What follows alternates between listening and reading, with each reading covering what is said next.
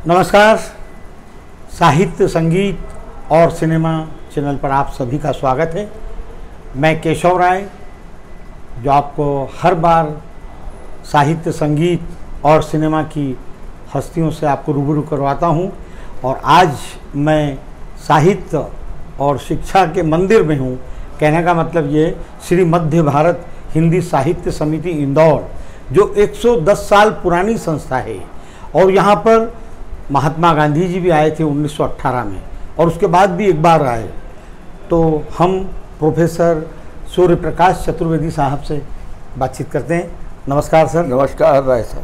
तो आपका ये बदलती हवाएं सर की पुस्तक आई है, और सर ने वैसे स्पोर्ट्स पर बहुत कुछ लिखा है, लेकिन हम पहले गांधी जी के कुछ संस्मरण हैं जो हिंदी को लेकर, वो सुनना चाहते हैं। देखिए, जब गांधी जी यहाँ आए थे तो उन्होंने यहाँ ये ऐलान किया था कि हिंदी ही देश की राष्ट्रभाषा होना चाहिए, और इस संदेश को फैलाने के लिए अपने बेटे को दक्षिण भारत भेजा जी। और उन्हीं से प्रेरणा लेकर श्री मध्य भारत हिंदी साहित्य समिति की स्थापना हुई जी। और हमारा सौभाग्य है कि गांधी जी इस भूमि पर 2 बार आए जी। और उनके आने से बड़ी प्रेरणा लोगों को मिली, और उसी दिशा में हम लोग कार्यरत हैं। 110 साल पुरानी हमारी संस्था है। जब 100 साल हो गए थे तो हमने शताब्दी सम्मान समारोह यहाँ आयोजित किया। उसके हिसाब से हम हर साल देश के 2 मूर्धन्य साहित्यकारों को सम्मानित करते हैं और 1-1 लाख रुपए का पुरस्कार दोनों को देते हैं। क्या बात, बहुत। इसको हम सम्मान पुरस्कार कहते हैं, और इसको हम ये नहीं कहते कि ये धनराशि दे के हम किसी को पुरस्कृत कर रहे हैं, हम सम्मानित करते हैं जी। हम किसी को क्या दे सकते हैं जी। जिसने पूरी ज़िंदगी अपनी साहित्य को दे दी जी। उसको हम क्या दे सकते हैं जी। पर हाँ, उसका सम्मान जरूर करते रहते हैं जी। तो हम लोग लगातार ये 10 वर्ष से कर रहे हैं जी। और हमने विभिन्न साहित्यकारों को समय समय पर हर साल सम्मानित किया है। तो जो गांधी जी का उद्देश्य था, लक्ष्य था या मकसद था कि हिंदी को और प्रचार प्रसार या हिंदुस्तानी भाषा, वो जैसा वो कहते थे, तो श्री मध्य भारत हिंदी साहित्य समिति उनके लक्ष्य को कैसे आगे बढ़ा रही है? देखिए, हम लोग इस उद्देश्य से आगे बढ़ रहे हैं कि हिंदी का मतलब सिर्फ कविता, कहानी, उपन्यास या व्यंग्य ही नहीं है। हिंदी विभिन्न क्षेत्रों में प्रवेश कर रही है। जहाँ जहाँ हिंदी जा रही है वहाँ वहाँ हमको जाकर वहाँ के लोगों को ढूंढना चाहिए और यहाँ उनको सम्मानित करना चाहिए या विभिन्न आयोजन करना चाहिए। जैसे इंटरनेट में हिंदी जा रही है, विज्ञान में हिंदी जा रही है, कानून में हिंदी जा रही है, खेल में हिंदी पहुँच रही है, खेती में हिंदी पहुँच रही है। तो इन सभी क्षेत्रों के, सिनेमा में हिंदी जा रही है। तो इन सभी क्षेत्रों के लोगों को बुलाकर कोई न कोई या तो कार्यक्रम हम करें या उनको सम्मानित करें, जिससे ये संदेश जाए कि पूरी हिंदी के लिए हम लोग समर्पित हैं, सिर्फ कविता कहानी के लिए ही समर्पित नहीं है। श्री मध्य भारत हिंदी साहित्य समिति युवाओं को किस तरह से जोड़ रही है? अब देखिए, युवाओं को जोड़ने के लिए तो एक ही साधन है कि हम युवाओं के लिए कितने भी आयोजन यहाँ करें।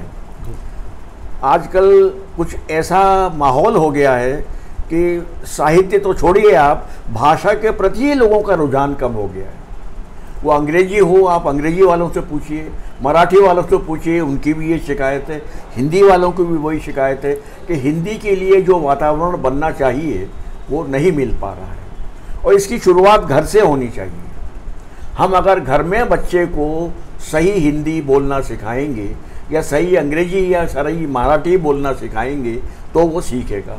स्कूल कॉलेज में इसकी ट्रेनिंग नहीं हो सकती, क्योंकि सारा वातावरण बदल गया है। एक ज़माना था, आपने तो देखा होगा, कि अखबार पढ़ के लोगों की भाषा सुधरती थी।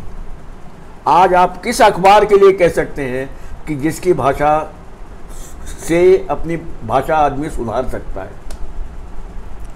आज हमको ये भी बड़ा दुख होता है कि कई हिंदी की लाइब्रेरियाँ बंद हो गई हैं, लेकिन आपके यहाँ इतनी विशाल और लाइब्रेरी है जो पीछे, आगे हम शूटिंग करेंगे उसकी। तो यहाँ पर लाइब्रेरी में भी युवा किस वर्ग के ज़्यादा पाठक आते हैं पढ़ने? देखिए, ज़्यादा तो यही देखेंगे आपके 25 से 40 वर्ष के लोग ही ज़्यादातर आते हैं, इसके ज़्यादा उम्र के भी आते हैं, पर इससे कम उम्र के लोग यहाँ नहीं आ पाते हैं जी। क्योंकि ये तो हम देखेंगे कि स्कूल कॉलेज की भी जो लाइब्रेरी है जी। आप जाके पूछ लीजिए, अगर वो कलेजे पे हाथ रख के ईमानदारी से बताएं कि कितने लड़के कितने बच्चे उनके यहाँ लाइब्रेरी में जाते हैं, तो ये सारी चीज़ें अप्रासंगिक हो गई। अब इसका बड़ा दुख है मुझे कि जो पहले लाइब्रेरी से जानकारी मिलती थी लोगों को, हमको बड़ा इस बात का गर्व था कि लाइब्रेरी से हम किताब लाते हैं, पढ़ते हैं, अपने नोट्स बनाते हैं, हमारे नोट्स दूसरों से अच्छे होते हैं। आजकल इंटरनेट में एक बटन दबाकर आपको सारी जानकारी मिल जाती है।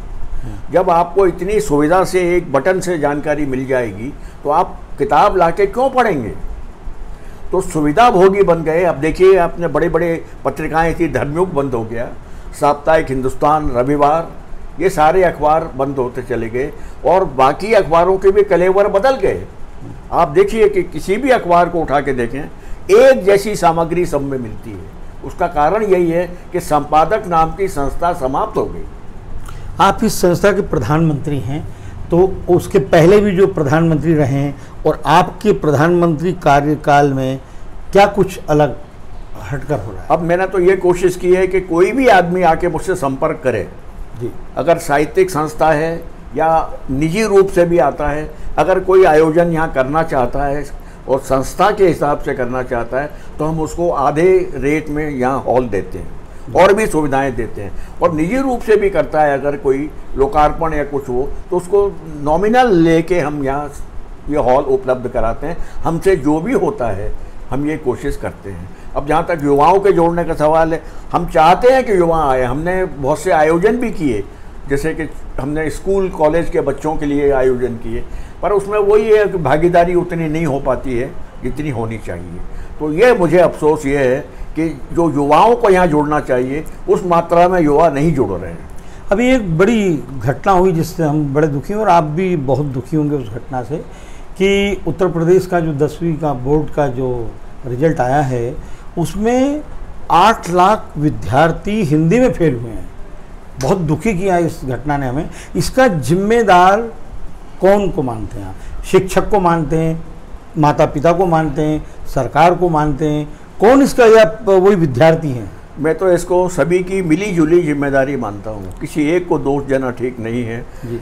परिवार भी जिम्मेदार है, स्कूल भी जिम्मेदार है। स्कूल में या कॉलेज में जब ये बता दिया जाएगा कि विद्यार्थी को ज्ञान प्राप्त करना ज़रूरी है, बहुत से स्कूल ऐसे हैं, इंग्लिश मीडियम स्कूल और हिंदी मीडियम स्कूल, जहाँ बच्चों को ये बताया जाता है कि आपके लिए महत्वपूर्ण विषय विज्ञान है, गणित है, भाषा उतनी ज़रूरी नहीं है। भाषा का उपयोग तो आप अपनी जानकारी देने के लिए कर सकते हैं, अपनी बात को व्यक्त करने के लिए कर सकते हैं। तो भाषा का ज्ञान आपको ज़रूरी नहीं है। व्याकरण का दोष चलेगा, आप अपनी बात कह दीजिए, लोग समझ लेंगे।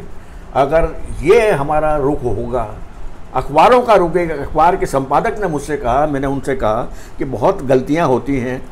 बोले प्रूफ रीडर तो आजकल होता नहीं है। मैंने कहा पहले होता था, अब क्यों नहीं होता? ये गलत भाषा आप क्यों परोस रहे हैं लोगों को? बोले हम तो ये जानते हैं कि हमारे पाठक प्रबुद्ध हैं, वो सही करके पढ़ लेंगे। तो आप अगर अपनी जिम्मेदारी से ऐसे दूर हो जाएंगे तो वातावरण कैसे सुधरेगा, आप बताइए। साहित्य के वैसे तो बहुत ही पुरस्कार प्रतिष्ठित हैं, लेकिन साहित्य अकादमी और ज्ञानपीठ पुरस्कार, हाँ, ये बहुत ही प्रतिष्ठित है और हर साहित्यकार चाहता है कि उसे मिले। साहित्य अकादमी तो मिल भी जाता है, लेकिन ज्ञानपीठ के लिए कई बड़े बड़े साहित्यकारों को 40-40, 50-50 साल इंतजार करना पड़ा। ये सब पढ़ा है हमने। और लेकिन एक साहित्य अकादमी पुरस्कार की एक बात मुझे अच्छी लगी युवाओं को जोड़ने के लिए, कि 35 से जो 35 तक की उम्र के हैं उनको युवा साहित्य अकादमी पुरस्कार मिल जाता है। 35 के बाद जैसे 2 कैटेगरी हो गई ना उसमें, तो क्यों ना श्रीमद्य भारत हिंदी साहित्य समिति एक युवाओं को ध्यान में रखते हुए भी इस तरह का पुरस्कार शुरू करें। ये आपने बिल्कुल ठीक कहा। मैं आपसे ये कहने ही वाला था कि इस साल से हमने ये तय किया है कि हम एक विशेष पुरस्कार युवा वर्ग को देंगे, जिसमें 35 साल से कम उम्र का लड़का होगा, और उसके शर्त ये रखी है कि वीणा में वो लेख बराबर भेजे और 3-4 लेख उसके छपे। ये शर्त हमने रखी है जिससे मूल्यांकन में आसानी हो। इस साल से हम एक तीसरा पुरस्कार शुरू कर रहे हैं जो युवाओं के लिए ही होगा। जी, ये जो वीणा पत्रिका है ये कितने वर्ष? 1927 से निकल रही है ये, और अभी निरंतर कितने वर्ष हो गए इसको? निरंतर 93 ईयर्स हो गए हैं। और वीणा में इतना पठनीय है और अच्छे बड़े नामी लेखक इसमें लिखते हैं, और इतने लेख इसके उद्देश्य और प्रेरणादायी होते हैं, भाषा को लेकर, हिंदी को लेकर और साहित्य को लेकर। अलग अलग कहानियाँ हों, उपन्यास हों, यात्रा वृतांत हो, संस्मरण हो, हम भी वीणा को पढ़ते हैं। और निश्चित रूप से वीणा देश की एक मतलब प्रतिष्ठित और सर्वश्रेष्ठ पत्रिका है। तो वीणा में जो आपने इस साल, वीणा में कुछ ऐसा नियम रहता है कि कोई भी लेखक अगर इसमें लेख भेजता है तो उसका क्या मापदंड होता है उसको लेख को छापने? देखिए, तो हर जगह का है, मूल्यांकन तो स्थानीय होता है, संपादक है वो तय करता है और उनके अपने खुद के कुछ मापदंड होते हैं, उस हिसाब से वो तय करते हैं। उनके कार्य में हम हस्तक्षेप नहीं करते। एक बात मैं ज़रूर आपसे कहूँगा कि जहाँ तक हिंदी का सवाल है, मैंने ता जिंदगी अंग्रेजी पढ़ाई, तो अंग्रेजी मेरी पेशे की भाषा रही, पर लिखने का शौक़ मुझे हिंदी में रहा। हिंदी मेरी रक्त की भाषा है। मुझे जो आनंद हिंदी लिखने में आया वो कभी दूसरी किसी भाषा में लिखने में नहीं आ सकता था। कुछ लेख मैंने अंग्रेजी में लिखे, कुछ समाचार पत्रों के लिए, इंडिपेंडेंट के लिए, टाइम्स ऑफ इंडिया के लिए, हिंदुस्तान टाइम्स के लिए, मगर आनंद मुझे हिंदी लिखने में ही आया। तो ये तो आपके शौक़ की बात है, कोई ज़बरदस्ती आपसे नहीं कर सकता। आपको शौक़, किसी को संगीत का होता है, किसी को नृत्य का होता है, किसी को खेल का, जैसे मुझे क्रिकेट का शौक़ है, तो ये आपको ये शौक़ की अहानत है, ये जिसको कहते हैं। अच्छा, देश के जितने मूर्धन्य बड़े बड़े नामी साहित्यकार सभी इस संस्था में आ चुके होंगे? करीब करीब सभी। गांधी जी जब दोबारा आए उस समय का कुछ संस्मरण? मैं एक आपको यहाँ उस वक्त यहाँ जो कहा उन्होंने, एक साहित्य सम्मेलन भी हुआ था उन दिनों यहाँ। जी, ठीक है। उसमें बच्चन जी आए थे। क्या बात? हरिवंश राय बच्चन जी। गांधी जी से किसी ने कहा कि बच्चन जी तो मधुशाला यानी शराब का प्रचार कर रहे हैं, ये तो बड़ी गलत बात है, हमारी युवा पीढ़ी बिगड़ जाएगी।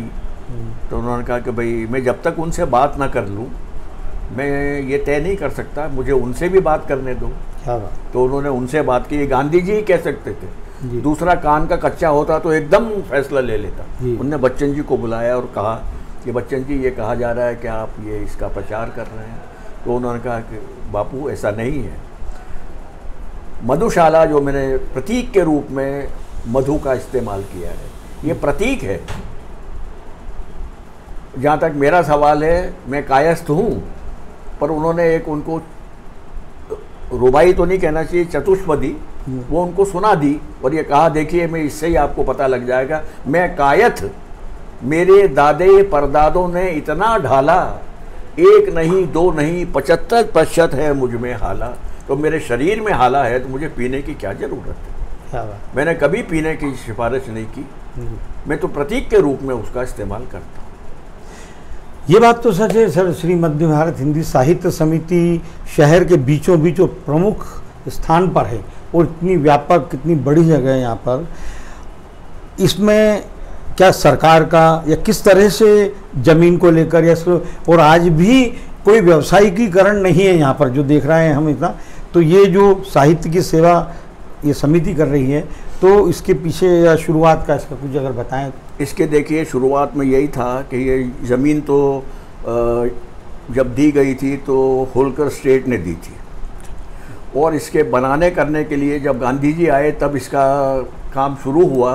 तो सबसे पहले गांधी जी ने एक काम किया कि हुकुमचंद सेठ के यहाँ उनका भोजन करने के लिए गए। तो उन्होंने कहा कि सेठ जी एक बात है, मैं जिस थाली में खाता हूँ, जिन बर्तनों में खाता हूँ, उन्हें मैं साथ ले जाता हूँ। तो सोने के बर्तनों में उनको खाना खिलाया था।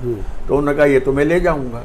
तो बोले हाँ बिल्कुल ले जाइए। फिर उन्होंने उनको नीलाम किया, कुछ पैसे आए, जितने पैसे आए उतने हुकूमचंद सेठ ने मिलाए और उतनी ही राशि खोलकर स्टेट ने दी, तब ये परिसर शुरुआत हुई। क्या बात, क्या बात, वाह वाह। तो आगे भी निरंतर ये साहित्य की और सेवा। हम शासन से कुछ नहीं लेते। हमारे यहाँ जो बिल्डिंग है इसमें जो किराएदार हैं पुराने जरूर हैं, अगर आज वो ईमानदारी से आज के हिसाब से किराया दें तो हमारा आमदनी बहुत ज़्यादा हो सकती है, पर वो कहीं नहीं होता है जी। मार्केट वैल्यू के हिसाब से कहीं अगर किराया मिलने लग जाए तो कोर्ट जाएं क्यों लोग। आप देखिए 90% तो झगड़े किराए के कोर्टों में हैं।